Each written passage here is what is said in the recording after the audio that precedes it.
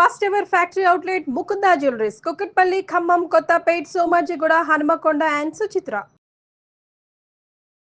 నమస్కారం, welcome to Suman TV. నేను గీతాంజలి. ప్రస్తుతం మనతో పాటు శ్రీచక్ర పీఠం వ్యవస్థాపకులు, ప్రముఖ జ్యోతిష్యులు బ్రహ్మశ్రీ ప్రదీప్ జోషి గురువు గారు ఉన్నారు. వారితో మాట్లాడదాం. గురుగారు నమస్కారం అండి. శ్రీమాత్రే నమః. శ్రీమాత్రే నమః. భయం వేస్తోందండి. ప్రళయం రాబోతుందా అంటూ కొన్ని వీడియోస్ అవి చూస్తుంటే సంకేతాలు కూడా ఉన్నాయని చెప్తూ ఉంటే నిజంగానే భయం వేస్తోంది. అలాంటి పరిస్థితి ఉందా అని అడగాలనుకోండి. ఎందుకంటే ఎగ్జాంపుల్గా ఏవి చూపిస్తున్నారంటే, సముద్రం అడుగులో ఎక్కడో ఉండే చేపలు కూడా బయటికి వస్తున్నాయి, గుంపులు గుంపుల షార్కులు చచ్చిపోయాయి.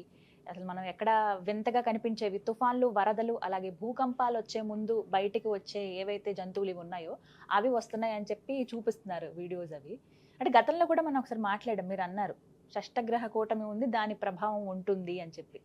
అవే ఇవి అని అనుకోవాలా, అసలు ఏంటి? శ్రీ గురుభ్యో నమః. శ్రీమాత్రే నమః. విద్యుద్ధామ సమప్రభాం మృగపతి స్కందస్థితాం భీషణాం కన్యాభికరవాలకేట విలసదస్తాభిరా సేవితాం హస్తైశ్చక్రగధాసికేట విశికాంశ్చాపం గుణం తర్జనీం బిభ్రాణాం అనలాత్మికాం శశిధరాం దుర్గాం త్రినేత్రాం భజే. శ్రీమాత్రే. ఇందాక నేను ఎంత భక్తి విశ్వాసాలతోటి అమ్మవారిని స్మరించుకుంటూ నేను ఎంత ప్రార్థన చేశానో, ఇప్పుడు భూమి మీద నివసించేటువంటి ప్రతి జీవి కూడా అమ్మవారిని అలా ప్రార్థించవలసిన సమయం ఇది. ఎందుకోసమంటే శనిగ్రహం యొక్క సంచారం చాలా కీలకమైంది. శని మీనరాశి లోపలికి 30 సంవత్సరాలకు ఒకసారి అడుగు పెడతాడు. ప్రతి రాశి లోపలికి ఎంటర్ అవ్వడం అంటే 30 సంవత్సరాలకు ఒకసారి. కానీ మీన రాశి లోపలికి 30 సంవత్సరాలకు ఎప్పుడైతే ఎంటర్ అవుతాడో, మీనం అంటే ఏమిటి? చేప. చేప అంటే జలతత్వ రాశి అని అర్థం. 12 రాశుల్లో జలతత్వ రాశి ఒక్కటే ఒక్క రాశి మీనరాశి. కుంభరాశి కూడా జలతత్వ రాశి అంటారు, కాకపోతే పృథ్వీతత్వం కలిసి ఉంటుంది కాబట్టి అది జలతత్వ రాశి. అందుకే కుంభరాశి లోపలికి శని అడుగు పెట్టినప్పుడు ఏమైంది అని అంటే, మనం ఎన్నో విపత్తులు చూసాం. ఇప్పుడు విజయవాడ జరిగిన విపత్తు చూసాము, తర్వాత అక్కడ కేదార్నాథ్లో జరిగిన విపత్తు చూసాము, మొన్న ఈ మధ్యనే కులుమనాల్లో జరిగిన విపత్తు చూసాము, తర్వాత విదేశాల్లో జరిగిన విపత్తులు ఎన్నో చూసాము. ఎక్కడ చూసినా జల ప్రళయాలు చాలా భయంకరంగా జరిగాయి. ఎప్పటి వరకు కుంభరాశిలో 2.5 సంవత్సరాలు శనిగ్రహం ఉన్నన్ని రోజులు ఈ జల ప్రళయాలన్నీ కూడా జరిగాయి. ఇప్పుడు మీనరాశి లోపలికి శని అడుగు పెట్టాడు. ఎప్పుడైతే మీనరాశి లోపలికి శని అడుగు పెడతాడో అదే సందర్భంలో షష్టగ్రహ కూటమి ఏర్పడుతుంది. ఎప్పుడు మార్చి 29వ తారీఖు నుంచి మే 25 వరకు స్ట్రాంగ్ గా ఉంటుంది. ఇంకా మే 25 వరకు అయితే దాన్ని కప్పర యోగం అంటారు. సో ఈ కప్పర యోగం ఎప్పుడైతే వస్తుందో, ఈ యోగం వచ్చినప్పుడు ఈ 2 నెలల కాలము భూలోకంలో ఉండేటువంటి జీవులకు కష్టకాలం. అది మనుషులకైనా జంతువులకైనా కష్టకాలం. ముఖ్యంగా జలచరములకు కష్టకాలం. అంటే నీటిలో ఏవైతే ఉంటాయో, నీటిలో ఉండేటువంటి జీవరాశులన్నీ కూడా సమూలంగా అవి నాశనం అవుతూ ఉంటాయి అన్నమాట. అంటే పరివర్తనం అంటారు, ప్రకృతిలో పరివర్తనం అంటారు, కాకపోతే ఇది ప్రళయానికి సూచన. ఇది ఎలాంటి ప్రళయం వస్తుంది అని అంటే, భూమి లోపల మార్పులు ఏర్పడతాయి. మార్పులు ఏర్పడి ముఖ్యంగా భూమి అంతర్గర్భము లోపల భూకంపాలు ఏర్పడ్డము, అదేవిధంగా వాల్కెనస్ ఏవైతే ఉంటుందో అవి బయటపడ్డము, ఇవి ఒకటి జరుగుతాయి. రెండవది ఒకటి ఏంటంటే, మనం చాలా బాగా ఆలోచించాల్సిన విషయం ఏంటంటే, సింపుల్, ఇది కొంచెం సైంటిఫిక్గా మీరు అర్థం చేసుకోవాలి. ఈ భూమి పైన అంటే ఈ ఆకాశంలో అంతరిక్షంలో సంచరించేటివన్నీ కూడా గ్రావిటేషనల్ ఫోర్స్ తోటే సంచరిస్తాయి. ఇప్పుడు మనము ఈ ప్లానెటరీ పొజిషన్ చూద్దాం. మన భూమి నుంచి లెక్క తీసుకుందాం. మొట్టమొదటిగా మన భూమి, తర్వాత మన భూమి తర్వాత ఉండేది చంద్రగ్రహం, ఆ తర్వాత ఉండేది బుధగ్రహము, ఆ తర్వాత ఉండేది శుక్రగ్రహము. ఈ 3 గ్రహం తర్వాత మనకి సూర్యగ్రహం వస్తాడు. సూర్యుడు దాటగానే ఉండేటువంటి గ్రహం ఏంటంటే కుజగ్రహము. కుజగ్రహం దాటిన తర్వాత ఉండే గ్రహము బృహస్పతి. బృహస్పతి తర్వాత ఉండే గ్రహము శనిగ్రహం. అంటే సూర్యుడికి అటువైపు 3 గ్రహాలు, ఇటువైపు 3 గ్రహాలు, తర్వాత మన భూమి. సో భూమి 3 గ్రహాలు, సూర్యుడు 3 గ్రహాలు. సో దీని లోపల ఈ 3 గ్రహాలు ఏవైతుందో చంద్రుడు, బుధుడు, శుక్రుడు, ఇవి శీఘ్రగతులు అని అంటారు. అంటే ఇవి ఎప్పుడు కూడా సూర్యుడితో పాటే సంచరిస్తూ ఉంటాయి, మనకు కనబడతాయి. అంటే తొందరగా మూవ్ అవుతూ ఉంటాయి. వీటిని శీఘ్రగతులు అంటారు. తర్వాత అతి శీఘ్రము కాదు, అతి మందము కాదు, సామాన్యంగా వెళ్ళేది కుజగ్రహం. కుజగ్రహం కూడా అంతే భూమితో పాటు ఎట్లాగైతే సంచారం అవుతా ఉంటుంది. మందగతులు ఏమిటంటే గనక గురుగ్రహము, శనిగ్రహం మందగతులు. దీంట్లో ఎక్కువగా గ్రావిటేషనల్ ఫోర్స్ ఉన్నది దేనికి అని అంటే గురుగ్రహానికి ఎక్కువగా గ్రావిటేషనల్ ఫోర్స్ ఉంటుంది. సో గురుగ్రహము మన భూమిలాగా అది డెన్సిటీ ఉండదు. శుక్రగ్రహము, గురుగ్రహం ఈ రెండిటికి డెన్సిటీ ఉండదు. ఇవన్నీ లైక్ ఒక వాయుగోళం లాగానే ఉంటుంది, కాకపోతే మనం చూడడానికి గుండ్రంగా కనిపిస్తాయి. కాకపోతే అక్కడ భూమి, పృథ్వీ తత్వం అక్కడ ఉండదు. కాకపోతే వాటికి గ్రావిటేషనల్ ఫోర్స్ ఎక్కువగా ఉంటుంది. దాని లోపల అన్ని కూడా చిన్న చిన్న రాళ్ళన్నీ కూడా తిరుగుతూ ఉంటాయి. ఇది మనందరికీ సైంటిఫిక్గా తెలిసిన విషయం. ఈ భూమికి తర్వాత కుజగ్రహానికి మధ్యలో కేతు గణాలు అని ఉంటాయి.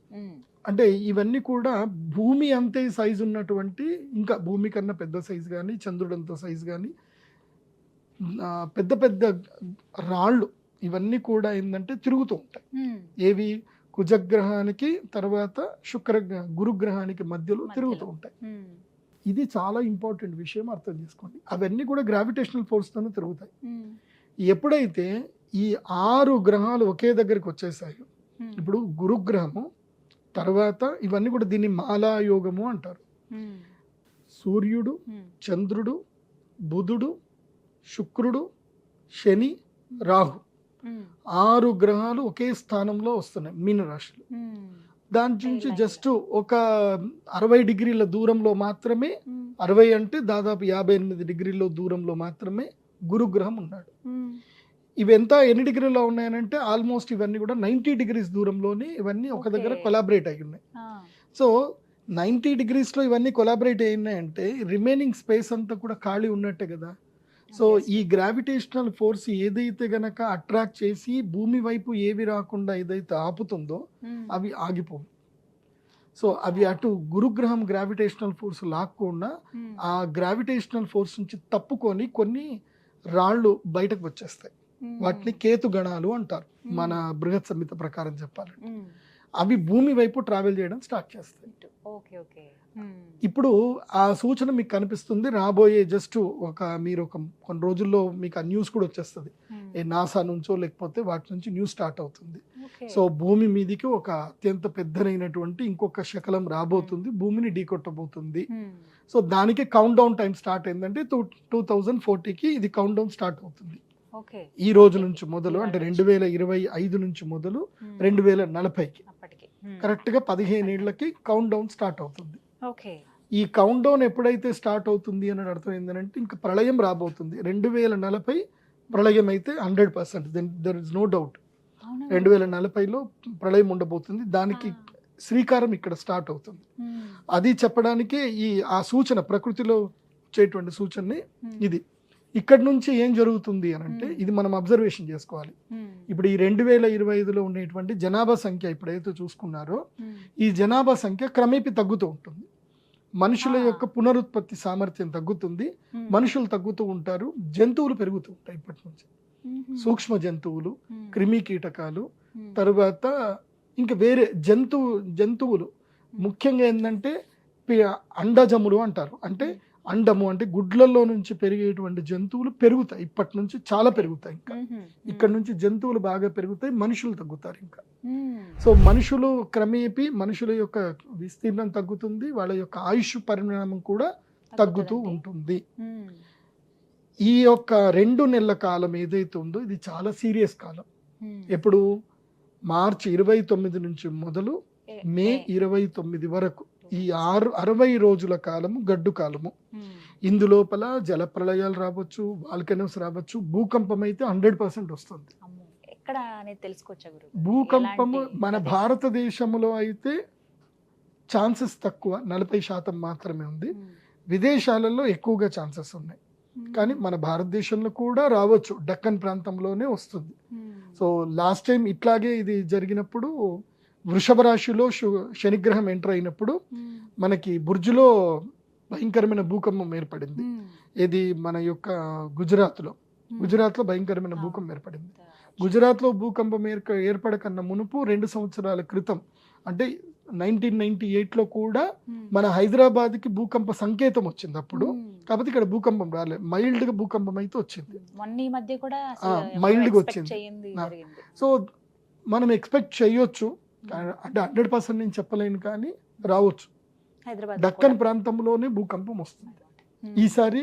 భూకంపము ఎక్కడైనా రావచ్చు, భారతదేశంలో మాత్రం అతిపెద్ద ప్రళయం మాత్రం ఉంది, ఒకటి భూకంపం అయితే ఉంది.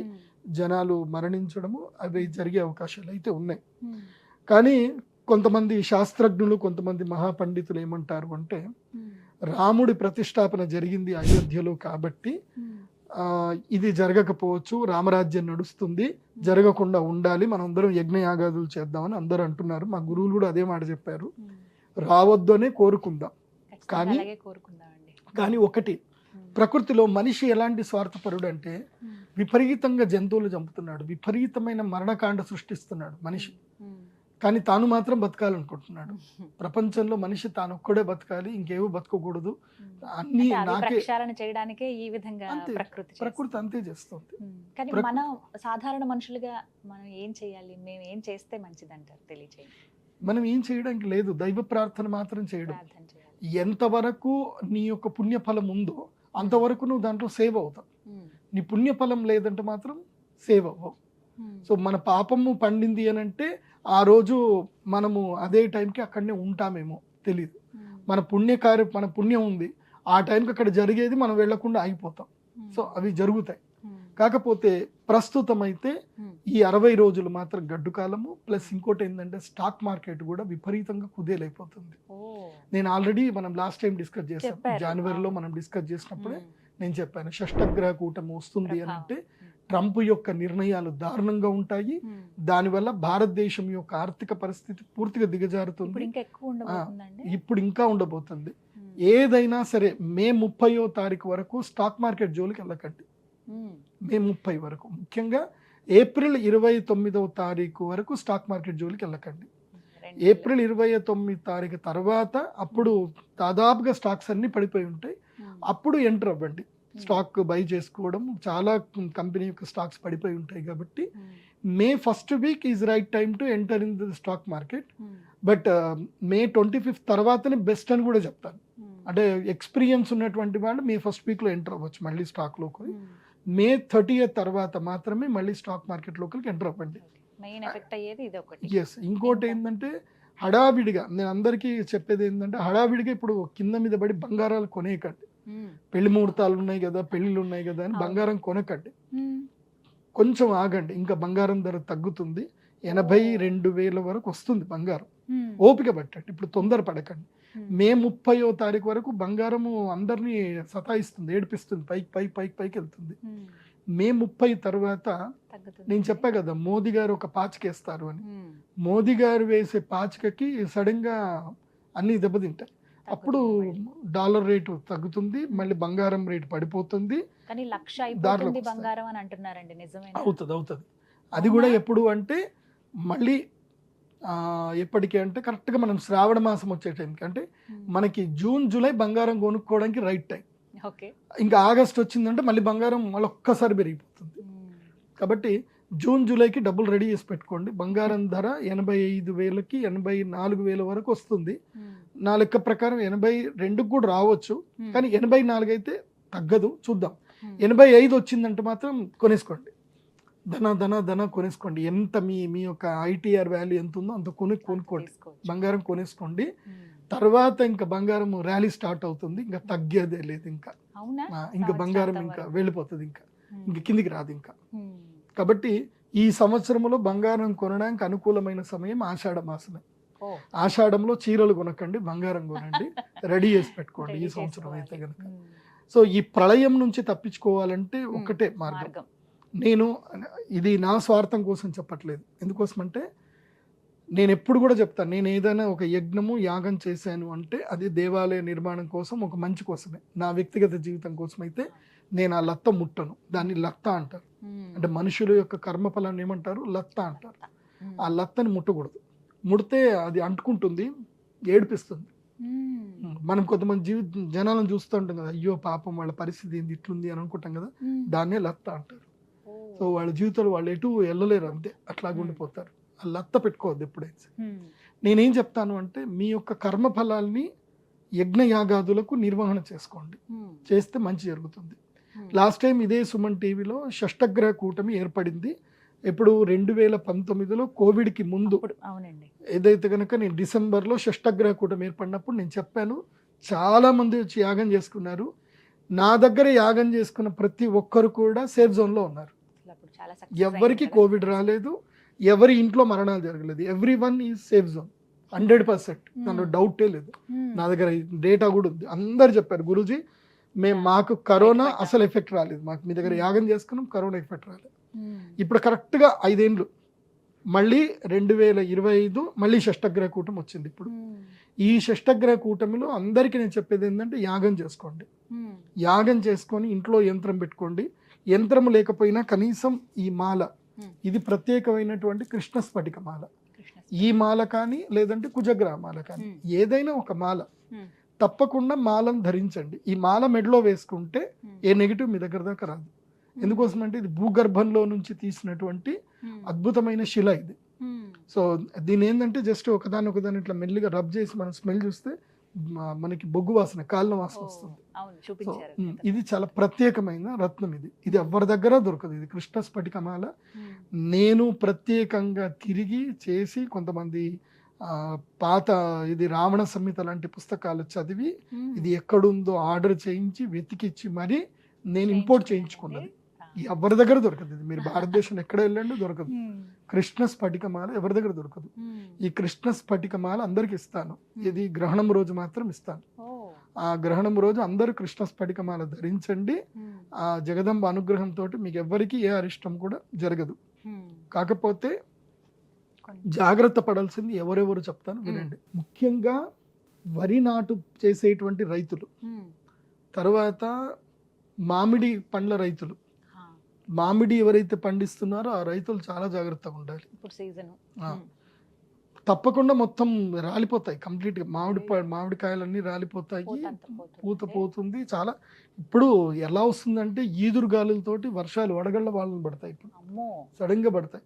సో మామిడి నష్టపోతారు, సడన్ గా వరి పైర్లు కూడా నష్టపోతారు. ఈదురుగాళ్ళు భయంకరంగా వస్తాయి. తర్వాత వేడి విపరీతంగా అవుతుంది. నేను మీకు చెప్పేది ఏంటంటే ఈ షష్టగ్రహ కూటమి అయిన తర్వాత 2 నెలలు 3 నెలల కాలం ఎవరైనా సరే పేదవాళ్ళు రేకుల ఇళ్లల్లో ఉంటే ఇల్లు ఖాళీ చేసేసేయండి, వేరే ఇళ్లలోకి వెళ్ళండి. లేదంటే ఇంటి మీద గడ్డి అయినా వేసుకోండి. ఎందుకోసం అంటే ఈసారి ఎండ తీవ్రతకు చనిపోయిన వాళ్ళు ఎక్కువ ఉంటారు. ఈసారి ఎండ తీవ్రత చాలా ఎక్కువగా ఉంటుంది. ఈసారి మాత్రం చాలా జాగ్రత్తగా ఉండండి.